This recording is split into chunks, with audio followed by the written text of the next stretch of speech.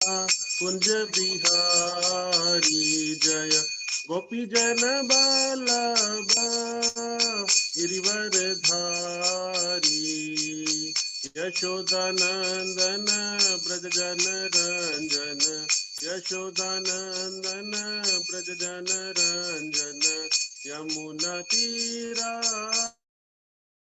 वनचारी जय श्री कृष्ण चैतन्य प्रभु नित्यानंद श्री अद्वैत गदाधर शिव शादी गौर भक्त वृंदा हरे कृष्ण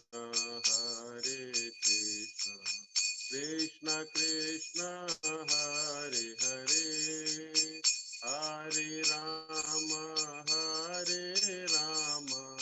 राम राम हरे हरे हरे कृष्णा कृष्ण कृष्ण हरे हरे हरे राम राम राम हरे हरे हरे कृष्णा कृष्ण कृष्ण हरे हरे हरे राम राम राम हरे हरे हरे कृष्णा कृष्ण कृष्ण हरे हरे हरे राम राम राम हरे हरे हरे कृष्णा कृष्ण कृष्ण हरे हरे हरे राम राम राम हरे हरे जय राधा बहरी निशर राधे जय राधा मुरलीधर राधे जय राधा गोपाल कृष्ण राधे जय जगन्नाथ जय बलदेवा जय सुभद्रा जय कृष्ण बलराम जय वृंदावन धाम जय गौरानिताय जय गौरानिताय जय गौरानिताय जय गौरानिताय जय पंचतत्वा जय पंचतत्वा जय पंचतत्वा जय पंचतत्वा जय जय प्रभुपाद जय जय प्रभुपाद जय जय गुरुदेव जय जय गुरुदेव जय ओम विष्णुपाद परमहंस परिवर्जिकाचार्य सूक्त श्रीमद एसी भक्ति वेदांत स्वामी शील प्रभुपाद की जय एस्कॉन संस्थापक आचार्य शील प्रभुपाद की जय जय ओम विष्णुपाद परमहंस परिवर्जिकाचार्य सूक्त श्रीमद भक्ति सिद्धांत सरस्वती गोस्वामी ठाकुर महाराज की जय अनंत कोटि वैष्णव वृंद की जय नामाचार्य शील हरिदास ठाकुर की जय प्रेम से कहो जय श्री कृष्णा चैतन्य प्रभु नित्यानंद श्री अद्वैता गदाधरा शिवा शादी गौर भक्त वृंद की जय श्री राधा कृष्ण गोपीनाथ श्याम कुंड राधा कुंड गिरी गोवर्धन की जय वृंदावन धाम की जय मथुरा धाम की जय जगन्नाथपुर जय नवदीप मायापुर धाम की जय गंगा माई की जय यमुना माई की जय भक्ति देवी की जय तुलसी देवी की जय हरिनाम संकीर्तन की जय all glories to assembled devotees all glories to assembled devotees all glories to assembled devotees Samaveda भक्त वृंद की जय हरे कृष्णा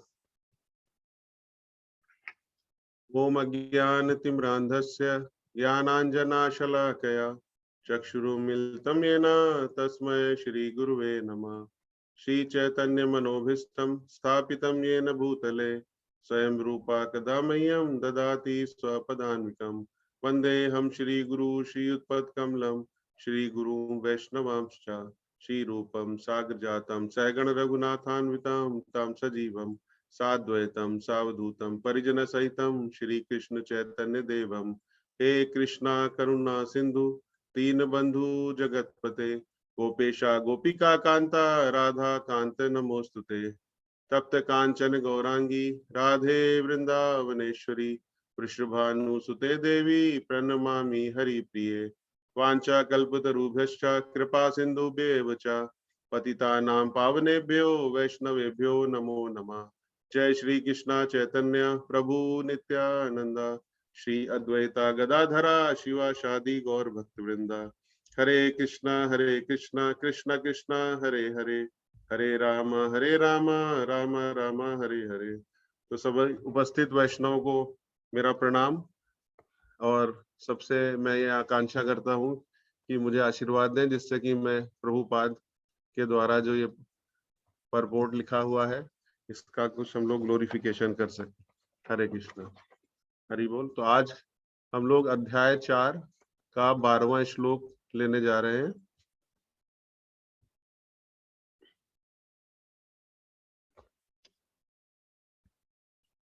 हरे कृष्ण। अध्याय 4 दिव्य ज्ञान, श्लोक नंबर 12। कांक्षता कर्मणा सिद्धिं यजन्ता इह देवता क्षिप्रं हि मानुषे लोके सिद्धिर्भवति कर्मजा। कांक्षता कर्मणा सिद्धिं यजन्ता इह देवता क्षिप्रं हि मानुषे लोके सिद्धिर्भवति कर्मजा।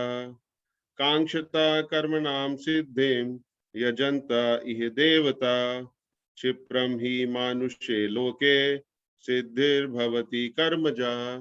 हरे कृष्णा। अनुवाद एसी भक्तिवेदांत स्वामी शिल प्रभुपाद के द्वारा। शिल प्रभुपाद की जय। अनुवाद में शिल प्रभुपाद लिखते हैं, इस संसार में मनुष्य सकाम कर्मों में सिद्धि चाहते हैं, फल स्वरूप वे देवताओं की पूजा करते हैं। निसंदेह इस संसार में मनुष्यों को सकाम कर्म का फल शीघ्र प्राप्त होता है। तात्पर्य श्रील प्रभुपाद की जय। इस जगत के देवताओं के विषय में भ्रांत धारणा है और विद्वता का दंभ करने वाले अल्पज्ञ मनुष्य इन देवताओं को परमेश्वर के विभिन्न रूप मान बैठते हैं। वस्तुतः ये देवता ईश्वर के विभिन्न रूप नहीं होते, किंतु वे ईश्वर के विभिन्न अंश होते हैं। ईश्वर तो एक है, किंतु अंश अनेक है। वेदों का कथन है, नित्यो नित्यानाम। ईश्वर एक है, ईश्वर परम कृष्ण है। कृष्ण ही एकमात्र परमेश्वर है और सभी देवताओं को इस भौतिक जगत का प्रबंध करने के लिए शक्तियां प्राप्त है। ये देवता जीवात्माएं हैं, नित्यानाम, जिन्हें विभिन्न मात्रा में भौतिक शक्ति प्राप्त है। वे कभी परमेश्वर, नारायण, विष्णु या कृष्ण के तुल्य नहीं हो सकते। जो व्यक्ति ईश्वर तथा देवताओं को एक स्तर पर सोचता है वह नास्तिक या पाषंडी कहलाता है। यहाँ तक कि ब्रह्मा तथा शिव जी जैसे बड़े बड़े देवता भी परमेश्वर की समता नहीं कर सकते। वास्तव में ब्रह्मा तथा शिव जैसे देवताओं द्वारा भगवान की पूजा की जाती है। शिव विरंजन उत्तम। तो भी आश्चर्य की बात यह है कि अनेक मूर्ख लोग मनुष्य के नेताओं की पूजा उन्हें अवतार मानकर करते हैं। यह देवता पद पर इस संसार के शक्तिशाली मनुष्य या देवता के लिए आया है, लेकिन नारायण, विष्णु या कृष्ण जैसे भगवान इस संसार के नहीं हैं। वे भौतिक सृष्टि से परे रहने वाले हैं। निर्विशेषवादियों के अग्रणी श्रीपाद शंकराचार्य तक मानते हैं कि नारायण या कृष्ण इस भौतिक दृष्टि से परे हैं। फिर भी मूर्ख लोग हर्त ज्ञान देवताओं की पूजा करते हैं, क्योंकि वे तत्काल फल चाहते हैं। उन्हें फल मिलता भी है, किंतु वे यह नहीं जानते कि ऐसे फल क्षणिक होते हैं और अल्पज्ञ मनुष्यों के लिए हैं। बुद्धिमान व्यक्ति कृष्ण भावनामृत में स्थित रहता है। उसे किसी तत्काल क्षणिक लाभ के लिए किसी तुच्छ देवता की पूजा करने की आवश्यकता नहीं रहती। इस संसार के देवता तथा उनके पूजक इस संसार के संहार के साथ विनष्ट हो जाएंगे। देवताओं के वरदान भी भौतिक और क्षणिक होते हैं। यह भौतिक संसार तथा इसके निवासी, जिनमें देवता तथा उनके पूजक भी सम्मिलित हैं, विराट सागर में बुलबुलों के समान है। किंतु इस संसार में मानव समाज क्षणिक वस्तुओं यथा संपत्ति, परिवार तथा भोग की सामग्री के पीछे पागल रहता है। ऐसी क्षणिक वस्तुओं को प्राप्त करने के लिए लोग देवताओं की या मानव समाज के शक्तिशाली व्यक्तियों की पूजा करते हैं। यदि कोई व्यक्ति किसी राजनीतिक नेता की पूजा करके सरकार में मंत्री पद प्राप्त कर लेता है, तो वह सोचता है कि उसने महान वरदान प्राप्त कर लिया। इसलिए सभी व्यक्ति तथाकथित नेताओं को साष्टांग प्रणाम करते हैं, जिससे वे क्षणिक वरदान प्राप्त कर सकें, और सचमुच उन्हें ऐसी वस्तुएं मिल भी जाती हैं। ऐसे मूर्ख व्यक्ति इस संसार के कष्टों के स्थायी निवारण के लिए कृष्ण भावनामृत में अभिरुचि नहीं दिखाते। वे सभी इंद्रिय भोग के पीछे दीवाने रहते हैं, और थोड़े से इंद्रिय सुख के लिए वे शक्ति प्रदत्त जीवों की पूजा करते हैं, जिन्हें देवता कहते हैं। यह श्लोक इंगित करता है कि विरले लोग ही कृष्ण भावनामृत में रुचि लेते हैं। अधिकांश लोग भौतिक भोग में रुचि नहीं लेते। फलस्वरूप वे किसी न किसी शक्तिशाली व्यक्ति की पूजा करते हैं। हरे कृष्ण। श्रील प्रभुपाद की जय। ओम अज्ञानतिमिरान्धस्य ज्ञानांजनशलाकया चक्षुरुन्मीलितं येन तस्मै श्री गुरुवे नमः। हरे कृष्णा। तो इस श्लोक में प्रभुपाद जी ने हम लोगों को यह समझाने का प्रयास किया है कि भगवान की जो भक्ति है वो सर्वोपरि है, और जो देवताओं की पूजा करते हैं उसको किस तरीके से हमको समझना चाहिए। मैं ये नहीं बोलूंगा कि वो गलत है, लेकिन उनकी पूजा करने से क्या हम लोगों को नुकसान होते हैं और भगवान की भक्ति करने के क्या फायदे होते हैं, इसको समझाने का प्रभुपाद ने हम लोगों को प्रयास किया है। क्योंकि हम सब लोग जानते हैं कि जो भगवान की भक्ति है वो आध्यात्मिक स्तर पे होती है, उसका भौतिकता से कोई लेना देना नहीं होता है। और जिस प्रकार से प्रभुपाद उदाहरण देते थे कि यह सर्वोच्च प्लेटफॉर्म है और इसको प्राप्त करना जो है एक दुर्लभ होता है।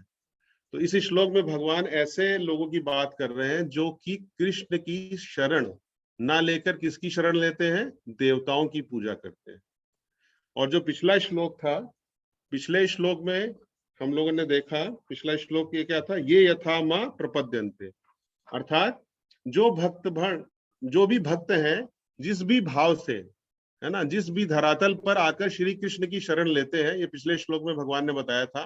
तो श्री कृष्ण भी उसी भाव के अनुसार उन भक्तों के साथ दिव्य रस में जो है सेवा का आदान प्रदान करते हैं। और यदि भक्त जो है श्री कृष्ण की सेवा करना चाहता है, तो श्री कृष्ण भी उस भक्त की सेवा से जो है के भूखे रहते हैं। मतलब भक्त और भगवान के बीच में जो आदान प्रदान होता है वो सेवा का होता है। इस प्रकार से जो है प्रभुपाद जी ने पिछले श्लोक में जो है बताया था। और अभी इस श्लोक में क्या है? इस श्लोक में जो सब्जेक्ट चल रहा है वो यह है कि देवताओं की जो पूजा करते हैं उनका क्या हश्र होता है, वो जो है इस श्लोक में भगवान बता रहे हैं। तो जो भक्त और भगवान के बीच में आदान प्रदान होता है, और जो देवताओं की पूजा करते हैं उनके बीच में क्या आदान प्रदान होता है, इसको समझाने का प्रयास जो है प्रभुपाद जी ने हमारे को किया है इस तात्पर्य में। तो हम इसको प्रभुपाद की कृपा से समझने का प्रयास करते हैं। तो पहले ही चर्चा हुई कि भक्त के जीवन का असली सुख क्या होता है। जो भक्त लोग होते हैं उनका असली सुख क्या होता है?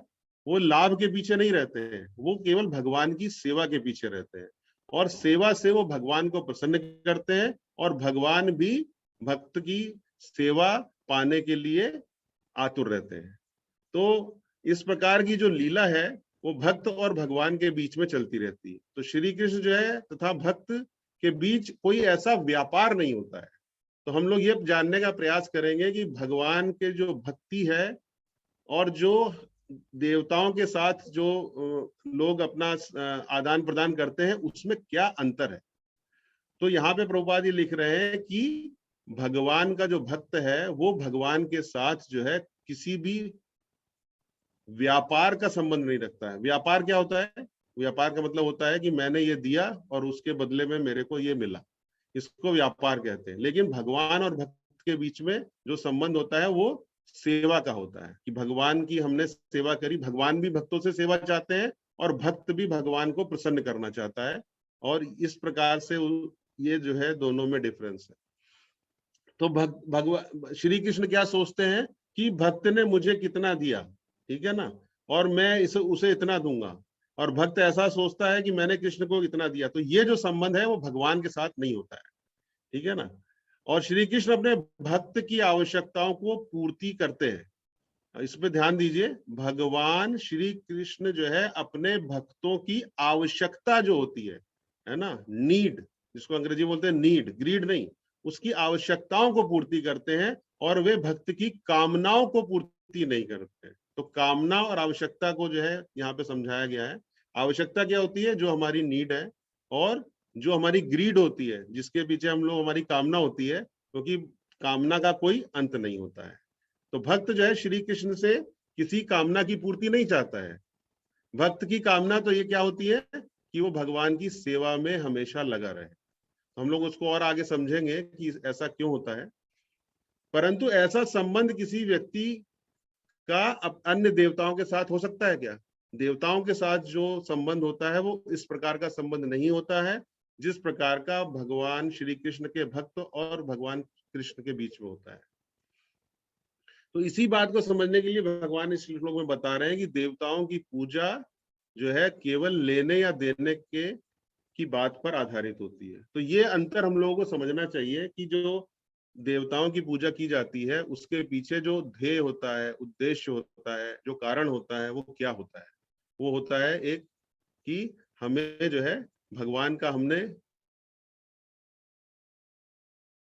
कुछ किया और उसके, तो इस श्लोक में क्या है? कांक्षता कर्मनाम सिद्धि यजंता ही देवता, मतलब कर्मना सिद्धि, कर्म हम करें और उसकी सिद्धि मतलब उसके जो है जो भी हमारे हमने इच्छा करी उसकी हमारी पूर्ति हो, उसको सिद्धि यहाँ पे बताया गया। तो कर्म किया और उसके जो है एवज में हमको सिद्धि प्राप्त हुई, मतलब उसका हमको फल मिला। तो सकाम कर्मों की सिद्धि चाहने वाले लोग इस संसार में देवताओं की पूजा करते हैं। इस श्लोक में ये बताया जा रहा है कि जो लोग सकाम कर्मों की सिद्धि चाहते हैं, इस तरह के लोग संसार में देवताओं की पूजा करते हैं। और यहाँ पर भगवान उन लोगों की बात कर रहे हैं जो अपने सकाम कर्मों की, उनका कारण क्या है? कर्मों सकाम कर्म मीन जो भी वो कर्म चाहते हैं उसके बदले में कुछ ना कुछ उनको वापस चाहिए होता है। तो बहुत से लोग ऐसे होते हैं जो श्री कृष्ण से प्रेम नहीं करना चाहते। वो क्यों नहीं प्रेम करना चाहते? क्योंकि वो किसी ऐसे देवता के साथ संबंध बनाना चाहते हैं जो उनकी सेवा के बदले में उनकी कामना की पूर्ति करे। तो जो लोग इस तरफ रास्ते पे चलते हैं कि मुझे कुछ भगवान मतलब जो है देवताओं की पूजा करनी है और उसके बदले में मुझे वो चाहिए, तो वो जो है भगवान की जो सेवा है, जो प्रेममयी जो भक्ति है, वो उससे जो है क्या कहना चाहिए, उससे वो जो है उस रास्ते पर नहीं चलते हैं। तो ये एक प्रकार का नीरस संबंध है। मतलब जो देवताओं की पूजा आपने करी और उसके बदले में आप कुछ चाहते हैं, तो एक नीरस सा संबंध हो गया, क्योंकि उसमें एक्सचेंज ऑफ लव नहीं है। तो जो भगवान के साथ जो प्रेम का जो आदान प्रदान है वो उसमें नहीं होता है।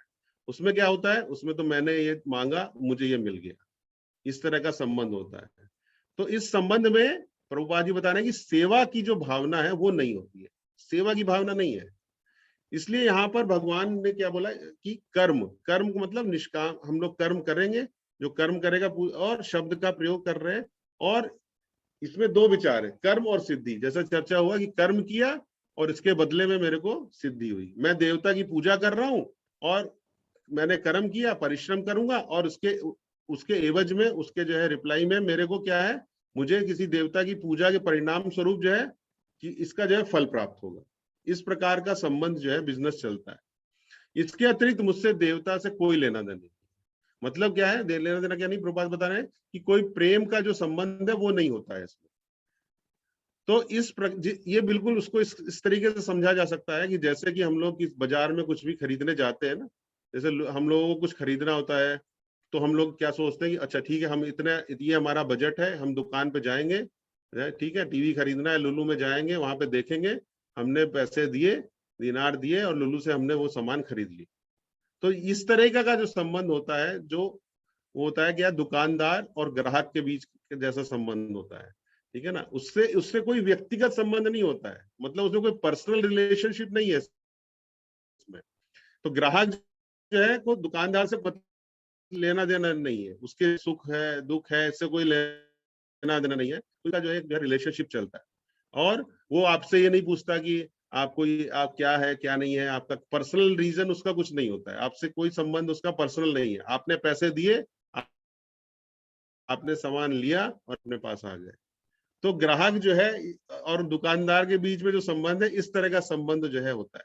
तो ग्राहक का कर्म क्या होता है उसमें, ग्राहक का कर्म होता है कि दुकानदार को पैसे दिए, और सिद्धि क्या अर्थ क्या होता है कि दुकानदार से उसका पैसे देने के बदले में जो भी हम सामान खरीदने गए वो सामान हमने उससे ले लिया। तो यहाँ लेकिन भगवान यहाँ पे क्या कह रहे हैं कि देवताओं की जो पूजा करने से पूर्व जो है, इसी प्रकार से जो देवता की पूजा करते हैं उनको निश्चित होता है। क्या निश्चित होता है कि मुझे ये चाहिए, वो फिर ढूंढते हैं कि ये मुझे कैसे मिल सकता है, ठीक है, निश्चित कर लेते हैं, और उसी हिसाब से जो है वो उससे बिजनेस स्थापित करने के लिए, ठीक है ना, कि मुझे पूजा में क्या करना पड़ेगा और ये पूजा करूंगा तो मुझको ये मिले। तो प्रभुपाद आगे इसको समझाएंगे कि ये जो है क्यों जो है क्रिटिसाइज हो रहा है, इसके क्या कारण है, क्योंकि ये टेम्परेरी होता है और हम लोगों को और हायर पर्पस की तरफ जो है, आध्यात्मिकता की तरफ जाना चाहिए। तो फिर जो है इस तरह का जो बिजनेस चलता है, उसमें क्या होता है, वस्तु की दुकान कौन सी लेना है पहले वो ढूंढेगा, फिर उसे वहां से क्या सामान खरीदना है वो ढूंढेगा, ठीक है ना, और उसके बाद मुझे कितना पैसा देना होगा। उसी प्रकार से जो है, जिन लोगों के अंदर भौतिक कामनाएं होती हैं, जिनके अंदर भौतिक कामनाएं जो कि आध्यात्मिक ज्ञान से वंचित हैं, वो लोग इसी प्लेटफॉर्म पे चलते हैं, उनको इसके अलावा कुछ नहीं पता है। वो पहले सोचते हैं कि मुझे ये कामना की पूर्ति करनी है, और कौन से देवता के पास में जाऊंगा और मेरी इस कामना की पूर्ति हो जाएगी, और उसके क्या क्या नियम है वो उसको ढूंढता है और उसको उसके हिसाब से चलता है। लेकिन हम लोग जब भगवत गीता, भागवतम, ज्ञान चक्षु भगवान के बारे में पढ़ते हैं, तो हम लोगों को ज्ञान प्राप्त होता है। गीता में भगवान ने कहा है कि भौतिक कामनाओं के द्वारा जिनके ज्ञान का अपहरण हो गया है, जिनका ज्ञान अपहृत हो गया है, वे कृष्ण को छोड़कर अन्य देवताओं की शरण में जाते हैं तथा उनकी पूजा विशेष विधि विधानों का पालन करते हैं। और जैसे ही कोई किसी देवता की पूजा की इच्छा करता है, तो यहाँ पे क्या है, ये समझने वाली चीज है कि कृष्ण ही उसकी श्रद्धा को स्थिर करते हैं। तो अगर कोई जो है देवी देवता की भी पूजा कर रहा है, तो कृष्ण ही उसकी श्रद्धा को स्थिर कर रहे हैं, जिससे वह उसी देवता पर की भक्ति कर सके जिस प्रकार वह उस देवता की आराधना करता है, और उस देवता द्वारा उसे वरदान प्राप्त होता है। और इस प्रकार प्रभुपाद बता रहे हैं कि ऐसे अल्प बुद्धि वाले व्यक्ति देवताओं की पूजा करते हैं।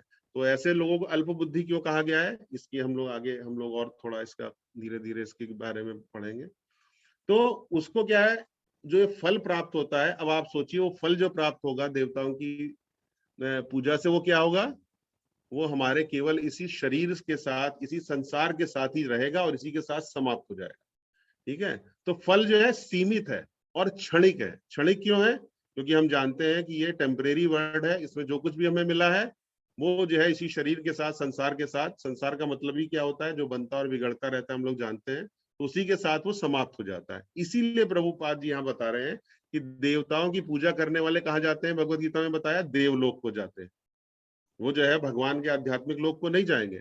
किंतु श्री कृष्ण के भक्त जो है परम धाम को जाते हैं। इस प्रकार से हम लोगों को ये समझना चाहिए कि जो हम कृष्ण की अगर हमने शरण ली तो हमारे परमानेंट अकाउंट में जाएगा, और बाकी सब जो है टेम्परेरी में जाता है। क्योंकि देवताओं की पूजा करने में, तो प्रभुपाद ही बता रहे हैं कि देवताओं की पूजा करने में और भगवान की पूजा, मैं नहीं बोलूंगा, भगवान की भक्ति करने में, जो कि आध्यात्मिक भक्ति है, उसमें जमीन और आसमान का अंतर होता है, ठीक है। आगे क्या बताया गया, यजंता इह देवता, इह पे शब्द के ऊपर जो है प्रभुपाद जी ने बहुत अच्छा समझाया है कि वे इस भौतिक जगत की देवताओं की पूजा करते हैं। इह मतलब इस भौतिक जगत की देवताओं की पूजा करते हैं। तो इह शब्द का क्या अर्थ है, यहाँ पर मतलब इह मतलब यहाँ मतलब संसार की, जो कि एक टेम्परेरी स्थान है, ये देवता इस भौतिक जगत के देवतागण है, ये आध्यात्मिक जगत के देवतागण नहीं है। तो प्रभुपाद ने जो है इसके बारे में बताया कि भौतिक जगत और आध्यात्मिक जगत में अंतर होता है, और ये जो देवता हैं ये भौतिक जगत के ही जो है क्या कहना चाहिए कंट्रोलर हैं। और ये सभी देवतागण जैसे कि इंद्र हैं, चंद्र हैं, सूर्य, हम सब लोग जानते हैं कि ये सब क्या है, एक पोस्ट है, पदवी है। जैसे प्रधानमंत्री की एक पद होती है, आज जो है इस पे कोई है, कल किसी और कोई और हो जाता है। इसी प्रकार से ये सब क्या है, ये सब जो है एक उपाधियां हैं। और ये सब जो है यही देवता है। यही देवता मतलब ये इसी जो है संसार के देवता हैं। और ये हमारी तरह, हम लोग ये भी जानते हैं कि ये सब हमारी तरह ही जीवात्माएं हैं, समान जीवात्मा है। केवल क्या है, वो लोग उच्च कोटि के हो गए हैं। तो विशेष रूप से जो है इस शब्द को प्रभुपाद बता रहे हैं कि जो भगवत गीता में बोला गया है, देखिए कितना सही बोला गया। यही शब्द नहीं तो क्यों क्यों यहाँ पे यूज किया भगवान ने? क्योंकि ये भौतिक जगत जो है समय के साथ नष्ट हो जाएगा, और विभिन्न देवी देवता भी जो है इसी जब ये समाप्त होता है तो ये लोक भी समाप्त हो जाता है और देवता भी नष्ट हो जाते हैं। तो ये ज्ञान हमको कैसे मिलेगा? ये हम जो भगवान के बारे में जो भगवत गीता है, भागवतम है, इसको पढ़ेंगे तो फिर हम लोगों को ये ज्ञान चक्षु से जो है हम लोगों को पता चलेगा जो है वास्तविकता है। ठीक है, परंतु क्या है कि हमारी जो समस्या है वो हमें ये सोचना चाहिए कि हमें टेम्परेरी की तरफ नहीं, परमानेंट की तरफ जाना चाहिए। मतलब नित्य जीवन कैसे प्राप्त होगा? ठीक है ना, प्रभुपाद ये बोलते थे कि नित्य जीवन की तरफ हमें जाना चाहिए। तो भगवान ने भगवत गीता में बतलाया कि जन्म कर्म चमे दिव्यम यो वेति तत्वतः त्यक्त्या देहम पुनर्जन्म। मतलब भगवान ये कहना चाह रहे हैं कि जो मेरे जन्म को, कर्म को और दिव्यता को समझ जाता है वो क्या है, वो फिर आध्यात्मिक जगत में चला जाता है। वो इस भौतिक जगत में नहीं रहता है। तो हमें प्रयास करना चाहिए, ये सब ज्ञान जो भगवान ने भगवत गीता में दिया है उसको समझने का प्रयास करना चाहिए। ठीक है, और भागवतम में भी बताया गया है कि विभिन्न प्रकार की जो कामनाएं हैं, हम लोग जानते हैं वो कौन, कामनाओं करने वाले व्यक्तियों को अलग अलग कामनाओं की पूर्ति करने के लिए अलग अलग देवता निर्धारित है। तो अलग अलग कामनाओं के लिए अलग अलग डिपार्टमेंट है। ठीक है, और उस देवता की पूजा करिए तो ये सब मिलेगा। लेकिन प्रभुपाद ने उन भागवतम में के जो तात्पर्य है उनमें बताया कि विभिन्न विषयों में सफलता के जो इच्छुक लोग होते हैं, ठीक है ना, पुरुषों के लिए पूजा की विधि अलग अलग है। मतलब जिसको जैसा कुछ चाहिए वैसे ही जो है इस देवता की पूजा करिए तो ये मिलेगा। पूरी लिस्ट है, अगर आप भागवतम के सेकंड कैंटो में पढ़ना चाहें तो आप पढ़ सकते हैं। लेकिन प्रभुपाद ने फिर बाद में बताया कि इस भौतिक जगत की मुख्य समस्या क्या है, ये नहीं है कि मुझे ये चाहिए, मुझे ये चाहिए, मुझे ये चाहिए, वो तो अब मिल जाएगा आपको। लेकिन क्या ये हमारी ऐसी कामना होनी चाहिए? नहीं होनी चाहिए। क्योंकि प्रभुपाद क्या बोलते थे कि जन्म मृत्यु जरा व्याधि, ये हमारी जो है मेन समस्या है। उस समस्या का जो समाधान है वो कैसे मिलेगा? वो हमें भगवान की भक्ति से ही मिलेगा। ठीक है ना, हम लोग अपना जन्म, कोई जो है अपने जन्म को नहीं बदल चाहता। ठीक है ना, कोई भी मरना नहीं चाहता, कोई भी बुढ़ा नहीं होना चाहता, कोई भी बीमार नहीं होना चाहता, अशक्त नहीं होना चाहता, रोगग्रस्त नहीं होना चाहता। लेकिन ये समस्याएं ना तो किसी देवताओं के अनुग्रह से, मतलब पूजा से हल हो सकती है, और ना जो है जो भौतिक विज्ञान, प्रभुपाद ने क्या है साइंटिस्ट लोगों को खूब चैलेंज किया। ठीक है ना, कोई भी भौतिक विज्ञान है, कितना भी आप मटेरियली जो है जो लोग उच्च कोटि के हैं वो लोग इस समस्या का समाधान कर सकते हैं? कभी नहीं कर सकते। ठीक है, तो भागवतम हम लोगों को बताती है कि 84 लाख यवनियां हैं। सुखदेव गोस्वामी ने बताया कि 84 लाख यवनियां में से मनुष्य जो है जीवन अत्यंत दुर्लभ है। हम लोग जानते हैं, हम लोग चारों तरफ देखते हैं तरह तरह के जीव जंतु, प्राणी, कीड़े मकोड़े सब, उसमें जो हमको मनुष्य जीवन मिला है वो बिल्कुल दुर्लभ है और मूल्यवान है। अगर हमने इस जीवन को अच्छी तरीके से भगवान की भक्ति में नहीं लगाया तो प्रभुपाद बताते थे कि एक लॉटरी का टिकट मिला है हमको, हमने उसको फाड़ के फेंक दिया तो हमारा जीवन जो है व्यर्थ हो गया। ठीक है ना, तो और उसमें से भी 84 लाख में क्या है, बहुत सारे ऐसे लोग हैं जो भागवतम के महत्व को समझ पाते हैं, अर्थात वो इस सब को समझ पाते हैं कि जन्म मृत्यु जरा व्याधि ये हमारे जीवन की जो है मेन समस्या है, और हमको इसको जो है इस पे एड्रेस करना चाहिए, हमको इससे कैसे पार कर सकते हैं उस पर सोचना चाहिए। ठीक है ना, भौतिक समस्याओं के पीछे नहीं भागना चाहिए, बल्कि आध्यात्मिक जो समस्या है वो जो बुद्धिमान व्यक्ति होता है उसकी तरफ जाता है। तो भगवान जो है उनके जो शुद्ध भक्त हैं उनकी कथाएं जो है इसीलिए भागवतम में दी गई हैं, जिससे कि हम लोग उसके द्वारा ये समझ सकें कि हमारे जीवन का उद्देश्य क्या है, वो टेम्परेरी नहीं होना चाहिए बल्कि आध्यात्मिक होना चाहिए। और ऐसे विभिन्न देवताओं की भी जो श्रेणी जो है पूजा करने के लिए भागवतम में बताया गया। लेकिन बाद में क्या बताया गया, ठीक है ना, ये बताया गया कि इस देवता की पूजा करेंगे तो इस लोक में चले जाएंगे। लेकिन जो ब्रह्म ज्योति में स्थित हम लोग सब जानते हैं, सर्वोपरि क्या है, बैकुंठ लोक है, और भगवान का जो गोलोक है, उस सर्वोच्च स्थिति को प्राप्त करने के लिए हमें भगवान की भक्ति करनी पड़ेगी।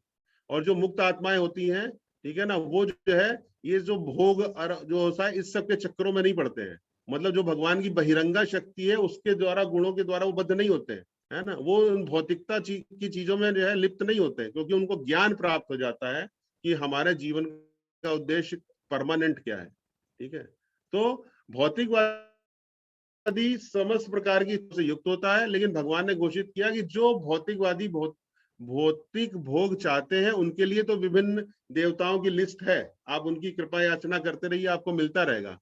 ठीक है ना, लेकिन वो सब क्या है, इंद्रियों के वश में रहते हैं और मूर्ख कहलाते हैं, क्योंकि वो और हम लोगों ने देखा कि बहुत सारे लोग इस तरह का प्रचार करते हैं, लेकिन वो क्या है, वो गलत है।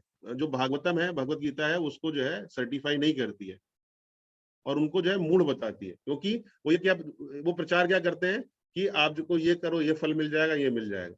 ठीक है ना, लेकिन हम लोगों को इससे आगे सोचना चाहिए और भगवत गीता और भागवतम की शिक्षाओं पर ध्यान देना चाहिए।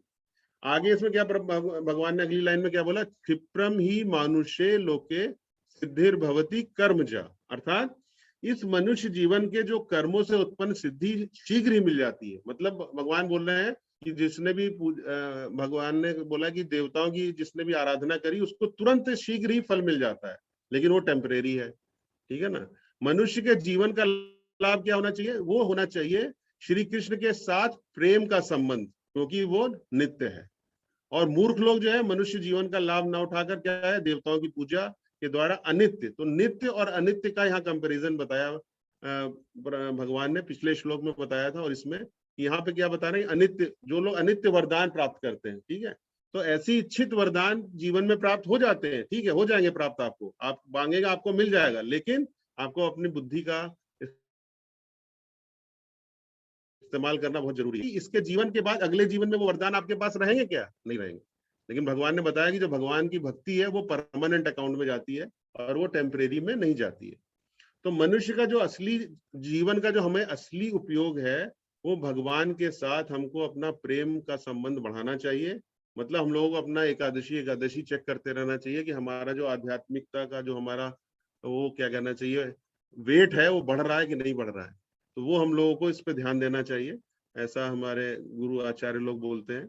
और मनुष्य जीवन का लाभ यही है कि हमें जो है इंद्रिय तृप्ति की जो सुविधाएं हैं, ठीक है ना, जो प्राप्त हो जाती है, वो हमारा जीवन का उद्देश्य नहीं होना चाहिए।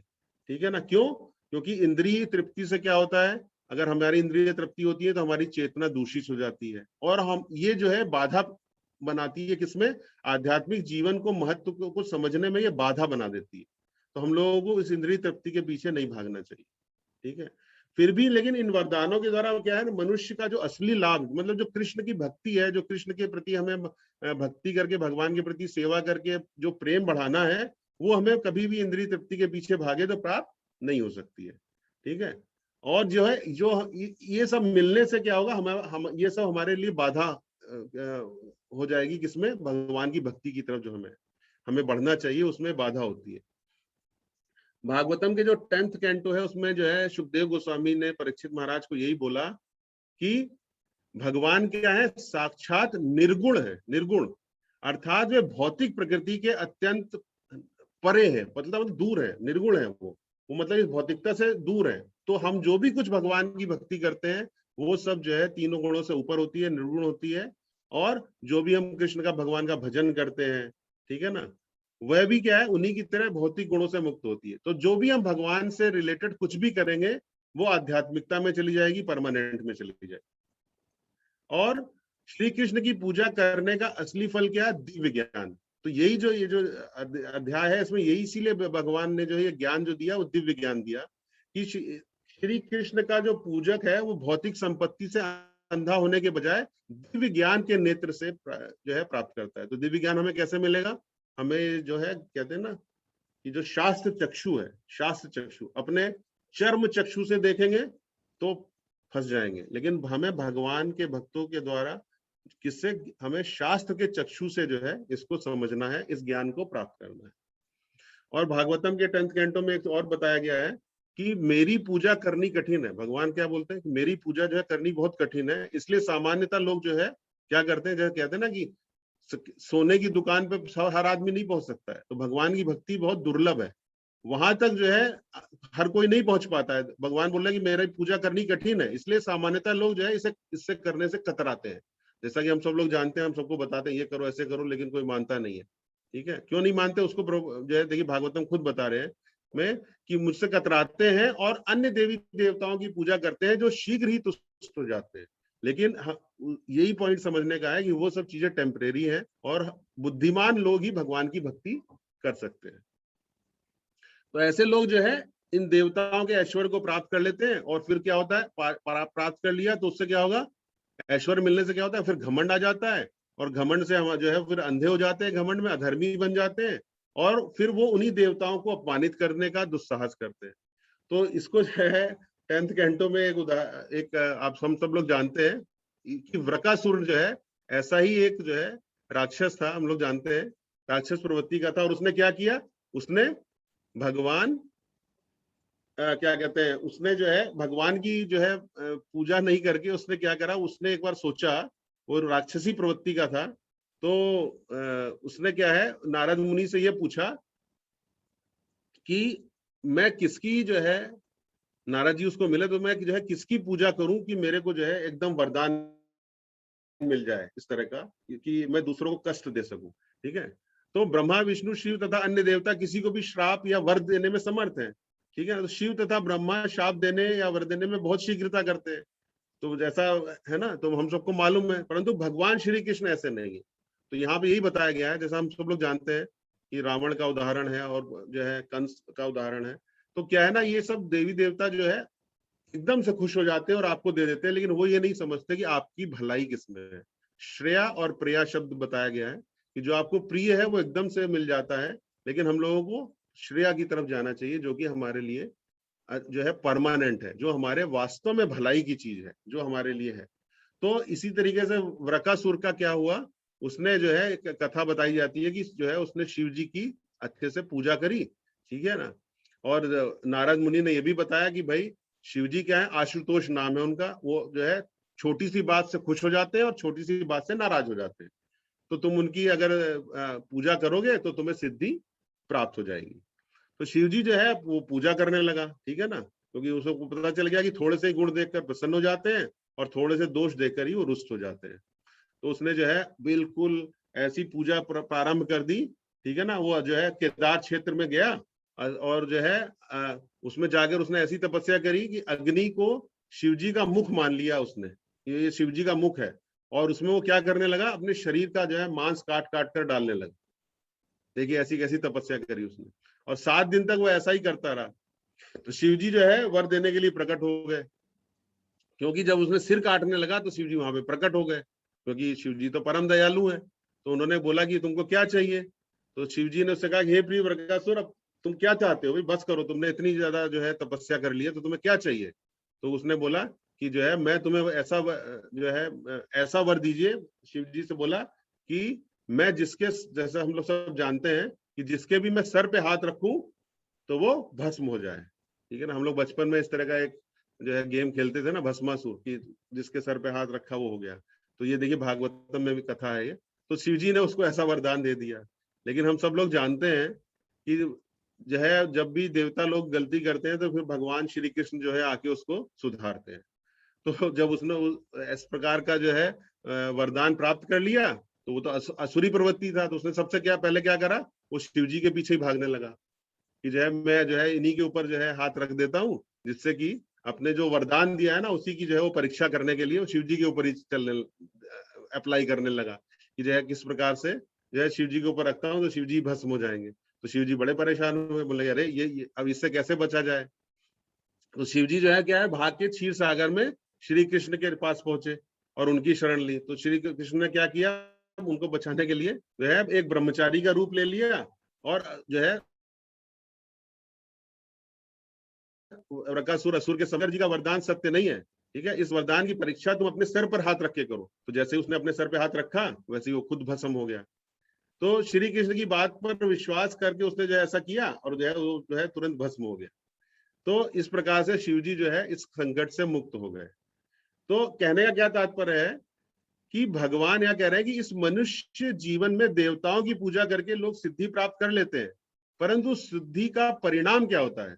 उस सिद्धि को प्राप्त करने के लिए अन्य जीवों के प्रति, साधुओं और देवताओं के प्रति लोग अपराध करने लगते हैं। ठीक है ना, मतलब उससे कोई उसका परमानेंट जो है उसका फायदा जो है जीवात्मा का नहीं होने वाला है। और ऐसा भी बताया भगवान ने कि ये सब जो हमें मिल रहा है ये सब क्या है, वो शीघ्र ही उसका विनाश हो जाता है।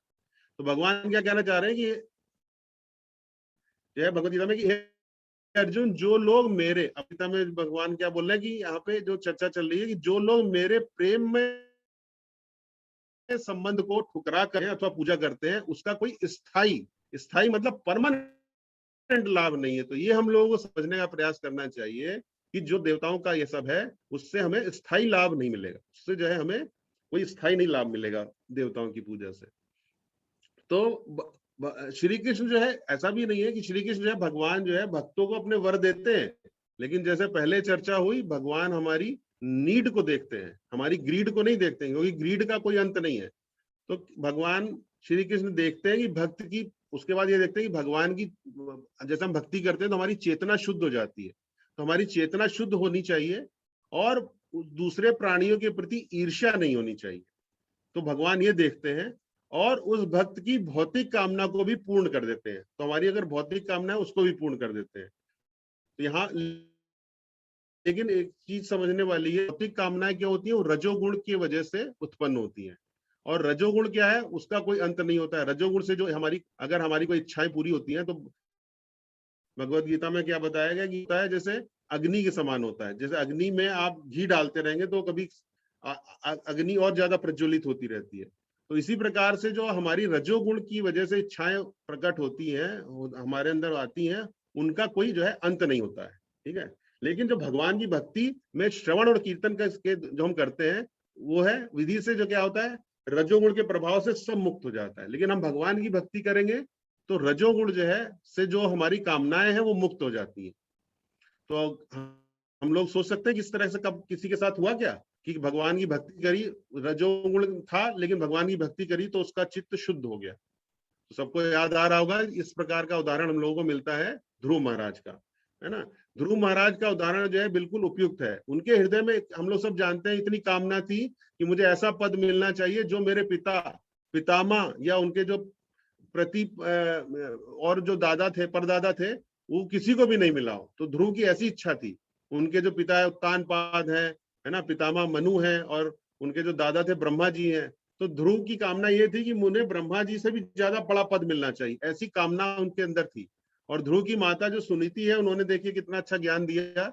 उन्होंने जो है ध्रुव को यह शिक्षा दी कि ध्रुव अपनी सौतेली माता, जैसे हम सब लोग जानते हैं सुरुचि जो थी, उन्होंने कहा उससे तुम और अपने सौतेले भाई उत्तम से कोई द्वेष मत करो। तुम क्या वो शिक्षा दी कि तुम द्वेष मत करो लेकिन तुम भगवान की भक्ति करो। तो इस प्रकार जो ईर्ष्या से रहित होकर ध्रुव ने क्या किया, भगवान को प्रसन्न करने के लिए उनकी जो है भक्ति करी और उनकी ये कामना पूर्ण हो गई।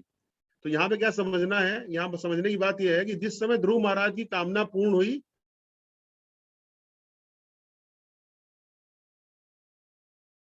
उन्होंने भगवान की भक्ति से जो इच्छा थी वो इच्छा जो है उनकी बिल्कुल समाप्त हो गई। और उनका जो है जो मन था वो इतना शुद्ध हो चुका था कि जो है उन्होंने श्री कृष्ण से केवल सेवा का ही वरदान मांगा। उन्होंने क्या मांगा बाद में कि मुझे आपकी सेवा चाहिए, ये नहीं मांगा कि आप मेरे सौतेले भाई सौतेली माता के साथ ऐसे ऐसे करो। तो इस प्रकार से हम ये देखते हैं कि भगवान की भक्ति करने से जो हमें फल मिलता है वो परमानेंट होता है, इटर्नल होता है, और उससे हमारा भला इसमें तो होता ही है, कहते हैं ना परलोक भी सुधर जाता है। तो विभिन्न देवी देवता गण जो है भगवान नहीं है, हमको ये मानना चाहिए क्या है, प्रभुपाद यही बता रहे तात्पर्य में कि वो भगवान नहीं है, वे सभी भगवान के अंश हैं, उनके दास दासी हैं। ठीक है, तो देवी देवताओं की उपासना एवं श्री कृष्ण की उपासना बराबर नहीं है, ये हमको समझना चाहिए। विभिन्न देवी देवताओं की आराधना, और देवी देवता भी यही चाहते हैं कि हम लोग भगवान की ही जो है भक्ति करें। और देवी देवताओं की आराधना और श्री कृष्ण की आराधना एक है, ऐसा सोचना, ऐसा प्रचार करने वाले जो लोग हैं वो गलत है। प्रभुपाद बोलते हैं मूर्ख है, क्योंकि वो जो है चाहते क्या है, वो लोगों को ठगना चाहते हैं, इसलिए वो जो है लोगों को दिग्भ्रमित करते हैं, मतलब जो है गलत रास्ते पर लेके जाते हैं। भगवान श्री कृष्ण ने कहा कि जो लोग भोग एवं ऐश्वर्य प्राप्त करना चाहते हैं वही देवी देवताओं की पूजा करते हैं। हम लोगों ने चर्चा करी है ना। ये देवता जो है अपने पूजक को, जैसा कि जो है हमने देखा, तुरंत जो है वरदान दे देते हैं और उनकी जो है इंद्रिय तृप्तियों को और बढ़ाते हैं, लेकिन वो सब क्या भौतिक जो है प्लेटफॉर्म पे होती है और भौतिकता की तरफ हमें नहीं जाना चाहिए। और वो क्या तुच्छ होती है और क्षणिक होती है, टेम्परेरी होती है, क्योंकि बहुत तो संसार है, इसके साथ जो है सब समाप्त हो जाएगा और हमको भौतिक बंधन में बांधती है, जिसकी वजह से क्या है हम लोगों को और भगवान की तरफ जो हमें कदम बढ़ाने हैं वो हमारे और जो है रुकते हैं। तो और दूसरी तरफ क्या है, अब दूसरी तरफ कंपैरिजन करा जा रहा है भगवान की भक्ति का। तो बुद्धिमान व्यक्ति कभी भी इनकी शरण में जाकर उनसे सांसारिक भोग से की प्रार्थना नहीं करते हैं, ठीक है। वो क्या चाहते हैं, वो तो हमेशा यही जन्म मृत्यु जरा व्याधि और सदा भवसागर से मुक्ति दिलाने वाले भगवान मुकुंद। मुकुंद कौन किसको बोलते हैं, जो कि जो है हम लोगों को जो है एक तरीके से हम लोगों को ये जो भव सागर है इससे बाहर निकाल सकता है, उनकी शरणागति के लिए हम लोगों को प्रयास करना चाहिए। इस प्रकार से हम लोग यह ज्ञान प्राप्त कर सकते हैं। और भागवतम में ये बताया गया है, जैसा कि हम लोग जानते हैं, अकाम सर्व कामो वा मोक्ष काम उधार दी त्रिवेण भक्ति योगेना यजिता पुरुषम परम। अर्थात मनुष्य की देखिए इच्छाएं तो समाप्त नहीं होती हैं। तो देखिए भगवान ने भागवतम में हम लोगों को कितना बढ़िया जो है, जैसा कि ध्रुव महाराज का हमने उदाहरण सुना, उसी उदाहरण से वो बता रहे हैं कि मनुष्य को चाहे हमारे अंदर इच्छाएं तो रहेंगी, चाहे निष्काम हो मनुष्य, चाहे निष्काम हो या फल का इच्छुक हो या मुक्ति का इच्छुक हो, क्यों ना हो, ठीक है, जो कुछ भी हो, उसे पूरे सामर्थ्य से क्या करना चाहिए, भगवान की भक्ति करनी चाहिए, जिससे उसे पूर्ण सिद्धि प्राप्त हो सकती है, ठीक है ना। जिसको कि कृष्ण भावना में प्रभुपाद ने बताया, क्योंकि हम लोगों को कृष्ण की भक्ति करनी चाहिए। जो भी इच्छाएं हैं भगवान हमारी इच्छाओं को शुद्ध कर देंगे, जैसे कि उन्होंने ध्रुव महाराज की। तो हमें प्रभुपाद से जो है इससे यही जो है हम लोगों को ये वरदान प्राप्त हुआ है। हम लोगों को ये मानना चाहिए कि हम लोग भगवान की भक्ति करते हैं, किसी भी प्रकार से किसी भी लेवल पे भक्ति करते हैं, उससे हमें भगवान की तरफ बढ़ने के लिए परमानेंट अकाउंट में हम लोगों को ये सब जो है मिलता है। तो हम लोगों को जो भी करना है वो भगवान की भक्ति के लिए करना चाहिए। भगवान हमारी सब इच्छाओं को पूरी करेंगे और जो हमारे लिए जरूरत है उसको पूर्ण करेंगे और जो जरूरत नहीं है उसको जो है निकाल देंगे। हरे कृष्णा। श्रील प्रभुपाद की जय। हरे कृष्णा कृष्णा कृष्णा हरे हरे, हरे राम राम राम हरे हरे। हरे कृष्णा।